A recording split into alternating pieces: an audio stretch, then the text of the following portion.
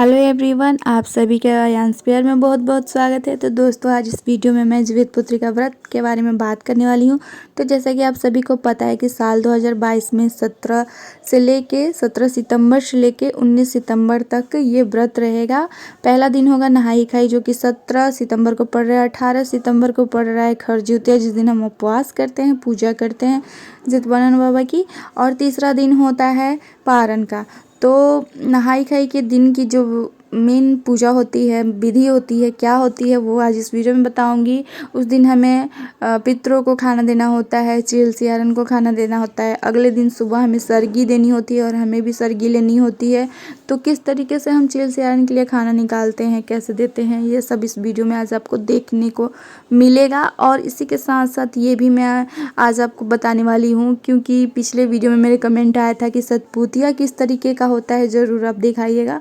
तो आज इस वीडियो में मैं आपको दिखाने वाली हूँ, तो बने रहिएगा मेरे इस चैनल पर। और भी जितिया से रिलेटेड वीडियो देखने के लिए आप मेरे पिछली वीडियो ज़रूर चेक करिएगा। मैंने जितिया पूजा की सामग्री, जितिया पूजा की विधि, नहाई खाई की विधि, बहुत कुछ शेयर किया है। डेट, टाइम, शुभ मुहूर्त, पूजा का सब कुछ शेयर किया है, तो आप ज़रूर देखिएगा। तो चलिए अभी मैं आप सभी को दिखाती हूँ कि सतपुतिया कैसा होता है। तो ये हमारा घर का छोटा सा गार्डन है, जहाँ पे हम कुछ कुछ सब्जियां लगाते हैं। तो हमारे यहाँ हर साल इस टाइम पे ये दोनों चीज़, जैसे तोरई, नेनुआ जिसको हम बोलते हैं, वो भी लगाया जाता है। और ये जो झिंगी होता है, तो झिंगी की ही प्रजाति होती है सतपुतिया जिसको हम बोलते हैं। तो झिंगी क्या होता है कि उसके उस सब्जी के ऊपर देखेंगे आप तो धारी धारी सा बना होता है, थोड़ा रूखा टाइप का होता है, तो वो झिंगी कहलाता है। और वो एक फूल में एक ही आता है। और सतपुतिया का जो है ऐसा होता है कि ये चिकना चिकना सा होता है, ऊपर से झिंगी जैसा ही होगा लेकिन चिकना होता है। और इसमें बहुत सारे एक ही साथ बहुत सारे, देखिए देख सकते हैं आप लोग यहाँ पे कि एक जो ये डाली है, इसमें कितने सारे मतलब फल लगे हुए हैं। तो इसी को सतपुतिया कहते हैं। देख सकते हैं आप लोग एक ही जगह कितने सारे हैं। आप देख लीजिएगा तोरई का अगर आपने पत्ता मतलब पौधा देखा होगा, तो आप तोरई के पौधे में भी देख लीजिएगा, ऐसे कभी नहीं आता है। और झिंगी के भी पौधे में आप देख लीजिएगा, इस तरीके से एक साथ गुच्छे में नहीं निकलता है। तो शायद सतपुतिया इसलिए नाम पड़ा है, क्योंकि देखिए इसमें हमने तो शायद काउंट नहीं किया है, आप काउंट कर लीजिए, 7 8 मतलब इस तरीके से बहुत सारा निकलता है, कहीं 4 5 भी निकलता है। देख सकते हैं आप लोग। यहाँ पे मैं आपको एक और दिखा रही हूँ। तो इसमें से कुछ फल अच्छे निकल जाते हैं, कुछ थोड़े सूख जाते हैं। तो इसी तरीके से गुच्छे में ये जो है फरता है। और देख सकते हैं इसका पत्ता आप थोड़ा छोटा छोटा होता है, तोरई के पत्ते के जैसा ही होता है, बस थोड़ा सा अलग होता है। तो ये हमारे गार्डन में लगा हुआ है। मैं पूजा के दिन यहीं से ले लेती हूँ। सतपुतिया का क्या रहता है कि इसको हमें एकदम से मतलब जो छोटा वाला एकदम जो एकदम कोमल होता है फल इसका, उसको हमें निगलना होता है व्रत के पहले। तो आप अगर आपके यहाँ ये चीज़ होता है तो आप ज़रूर करिएगा। बाकी इसकी सब्ज़ी तो ज़रूर ही बनाई जाती है। तो सतपुतिया हर जगह नहीं मिल पाता है ना, तो लोग झिंगी का इस्तेमाल करते हैं, लेकिन रियल में करना इस्तेमाल रहता है सतपुतिया का ही। तो सतपुतिया की जगह पे लोग झिंगी का इस्तेमाल कर लेते हैं। और यहाँ पे मैं आपको दिखा रही हूँ नूनी साग।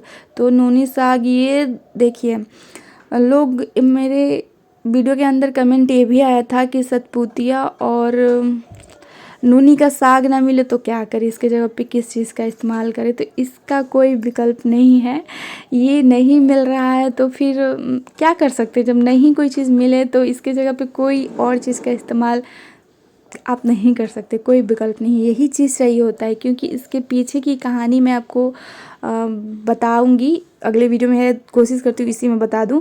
तो ये देखिए, ये तोरई है, तोरई का पत्ता, इसका भी हमें इस्तेमाल करना होता है जितिया पूजने के लिए। इसी पर रख के हम जितिया की पूजा करते हैं।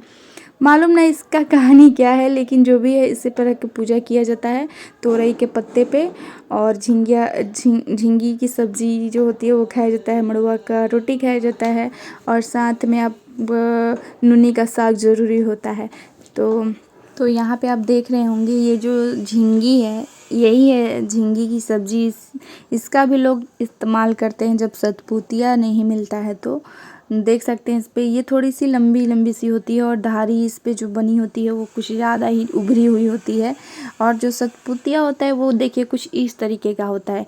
ये साइज में थोड़ा छोटा होता है और इसके ऊपर की जो धारी है उभरी हुई नहीं होती है, ये चिकना चिकना सा ऊपर से आपको टच करने पे फील होगा।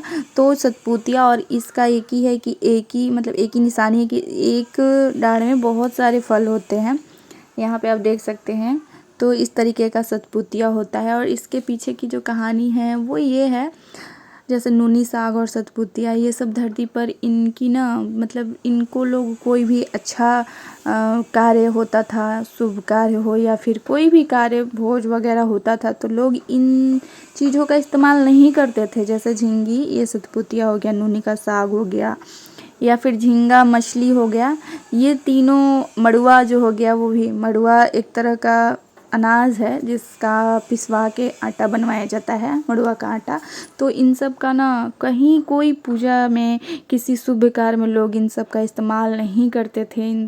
तो इन सब का क्या था कि ये लोग पहले की ऐसी कहानी में है, मैंने सुना है, वो मैं आज सभी के साथ शेयर कर रही हूँ। तो इन लोग का क्या था कि जैसे ये लोग धरती पर, इन लोग की कोई पूछ नहीं थी, तो ये लोग अब धरती से लुप्त होने की बातें कर रहे थे आपस में।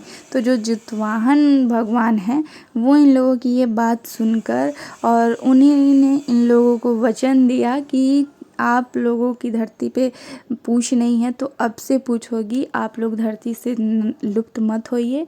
मेरी जो भी मेरी पूजा करेंगे, अगर आपके आपका इस्तेमाल किए बिना करेंगे तो उनकी पूजा अधूरी रहेगी। तो मेरी पूजा में आपका इस्तेमाल होगा। तब से मड़ुआ और झींगा और झींगी की सब्ज़ी, सतपुतिया और नूनी का साग इस्तेमाल में लाने लगे लोग। तो इसके पीछे ऐसी कहानी मैंने सुनी है, बाकी मैंने सुनी है, देखी तो नहीं है, तो अब क्या सच्चाई है भगवान जाने। तो यही थी, इसीलिए इन सब का इस्तेमाल करते हैं। लेकिन अब होता है कि हर जगह ये सारी चीज़ें उपलब्ध नहीं हो पाती है, तो इसकी जगह पे हम क्या करें। तो देखिए, नूनी का साग, मड़ुआ का जो आटा है और सतपुतिया है, इसके साथ तो मुझे नहीं लगता कि कोई विकल्प है। लेकिन अगर नहीं है तो आप, नूनी का साग नहीं मिल रहा है तो आप जो लाल भाजी आती है उसका इस्तेमाल कर लीजिए। और सतपुतिया नहीं मिल रहा है तो झींगी तो पक्का ही है कि मिल जाएगा, तो आप उसका इस्तेमाल कर लीजिए, ठीक है। और अरबी की भी मैंने बताया नहीं, कहानी में अरबी भी था इसमें, तो अरबी का इस्तेमाल कीजिए। और मड़ुआ का मेरे को लग रहा है कि ग्रोसरी कहीं भी जहाँ पे ये किराने का सामान मिलता है वहाँ आपको मड़ुआ का आटा ज़रूर मिल जाएगा, ठीक है। तो और तोरई का पत्ता नहीं मिल रहा है तो केले का पत्ता आप इस्तेमाल कर सकते हैं, या फिर कोई भी पेड़ का पत्ता आप इस्तेमाल कर लीजिए जिस पे आप जितिया रख के पूजिए, या फिर आप चील सियार को खाना दे दीजिए। तोरई का पत्ता अगर नहीं मिल रहा है तो, ठीक है। न्यूज़पेपर वगैरह पे मत दीजिएगा, क्योंकि वो पेपर वगैरह पे मत दीजिएगा, ठीक है। पत्ते ले लीजिएगा किसी भी पौधे का, ठीक है। तो अब मैं आपको दिखाती हूँ कि चील सियारन के लिए किस तरीके से मैंने खाना बनाया है और क्या क्या कैसे निकाला है, ठीक है। नहाई खाई के दिन सबसे पहले आप स्नान कर लीजिए। शनिवार का दिन पड़ रहा है तो आप कोशिश करिएगा कि बासी मुंह ही स्नान कर लें, क्योंकि उससे दोष नहीं लगता है, शनि दोष नहीं लगता है। तो बिना मुंह में कुछ अन्न जल ग्रहण किए ही आप स्नान करिए। शनिवार के दिन बाल पर से अच्छे से स्नान कर लीजिए। बहुत जगह खली का लोग इस्तेमाल करते हैं, जैसे सरसों की जो खली होती है उसका इस्तेमाल करते हैं, पर हमारे यहाँ ऐसा कुछ नहीं है। बाल नॉर्मल शैम्पू वगैरह से भी आप धो सकते हैं, तो उस तरीके से बाल वगैरह धो के आप सिंदूर लगा लीजिए और उसी के साथ आप आलता भी लगा लीजिए। कोई भी इस तरीके का पूजा पाठ रहता है तो हम सुहागिन औरतें आलता ज़रूर लगाती हैं, तो आलता भी आप लगा लीजिए। वस्त्र आप कोई भी साफ़ सुथरा पहन सकते हैं। अब इसके बाद आप जैसे डेली पूजा करते हैं उस तरीके से आप डेली अपने, जैसे घर में मंदिर आपका होगा, जो भी होगा, मंदिर भी जाते होंगे तो आप मंदिर भी जाके पूजा कर सकते हैं। तो आप पूजा कर लीजिए। पूजा में आप संकल्प ले लीजिए जितवाहन भगवान से कि ये जो व्रत है आपका अच्छे से पूरा हो, ठीक है।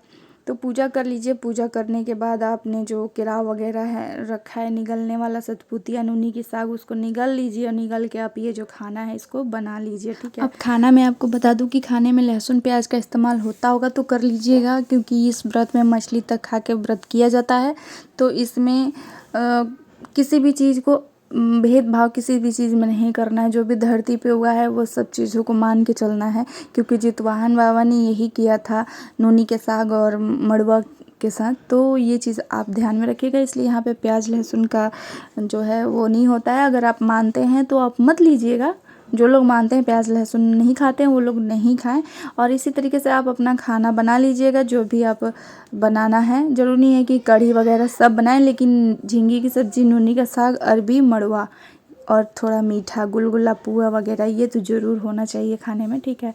और इसके बाद देखिए इस तरीके से तोरई का पत्ता अगर आपको नहीं मिलता है तो आप इसकी जगह पे केले का पत्ता, आम का पत्ता, पान का पत्ता, कोई भी पत्ते का इस्तेमाल कर लीजिएगा। पेपर वगैरह पर मत दीजिएगा, ठीक है। और इसी तरीके से यहाँ पे देखिए 4 जग मैंने निकाला है। एक पितरों के लिए निकाला है, जिसके सास ससुर नहीं है दुनिया में, वो पितरों को अपने ज़रूर देंगे। तो ये मैंने 4, मेरे सास ससुर तो हैं, तो ये मेरे दादा दादी के लिए, मेरी सासू माँ की तरफ से है, ठीक है ना। और 3 है एक जितवाहन भगवान के लिए, क्योंकि उनको भी आज हम प्रसाद व्रत शुरू कर रहे हैं, हमने बनाया है, तो भगवान जी को भी हम प्रसाद स्वरूप चढ़ा देंगे और चील सियारन उन लोगों को भी देंगे, ठीक है। तो इस तरीके से हम निकाल लेंगे। और साथ में हम ले लेंगे अगरबत्ती, 1 लोटा जल ले लेंगे, सिंदूर ले लेंगे और थोड़े से फूल ले लेंगे। और अब हम दिखाते हैं आपको कि किस तरीके से हमें खाना देना होता है। तो देखिए भगवान को देना हो या किसी इंसान को भी हम खाना देते हैं तो इज्जत से खाना पेश किया जाता है। जैसे तैसे नहीं ना हम कहीं भी रख देंगे। तो उसको कैसे देना है ये आपको यहाँ पे इस वीडियो में बता रही हूँ। बहुत जगह देखिए चूड़ा दही लोग देते हैं, यहाँ पे हम लोग यही देते हैं जो हम बनाते हैं। बाकी जगह मैंने देखा है कि चूड़ा दही ये सब चढ़ता है, तो हमारे यहाँ चूड़ा दही नहीं चढ़ता। आपके यहाँ अगर ये चढ़ता हुआ तो आप वही ले लीजिएगा। तो अब देखिए क्या करना है। कोई भी आपके जैसे घर के आसपास ऐसा खाली जगह हो, ठीक है, गार्डन हो, या फिर अगर ये सब नहीं है तो आपका छत तो होगा ही, छत भी नहीं है तो बालकनी तो होगा ही। तो वहाँ पे आप चले जाएं और सबसे पहले आप जल डालकर, थोड़ा सा जल डालें, उसके बाद सिंदूर से टीका लगा लें 5 बार, फूल रख दें, ठीक है। और उसके बाद सबसे पहले आप जितवाहन भगवान जी को आप चढ़ाइए और थोड़ा सा जल डाल के अब अगरबत्ती वगैरह दिखा के आप प्रार्थना कर लीजिए कि आपका जो ये प्रसाद है भगवान इसको स्वीकार करें और आपकी जो ये शुरुआत है व्रत का वो अच्छे से आपका हो, पूरा हो। उसके बाद आप चील सियारन को भी सेम इसी तरीके से साइड में वहीं पे दोनों लोग को दे दीजिए, क्योंकि उन लोगों का भी तो व्रत शुरू हो रहा है ना, तो उन्हें भी देना होता है। नहाई खाई का जो विधि है उन्हें भी करवाया जाता है।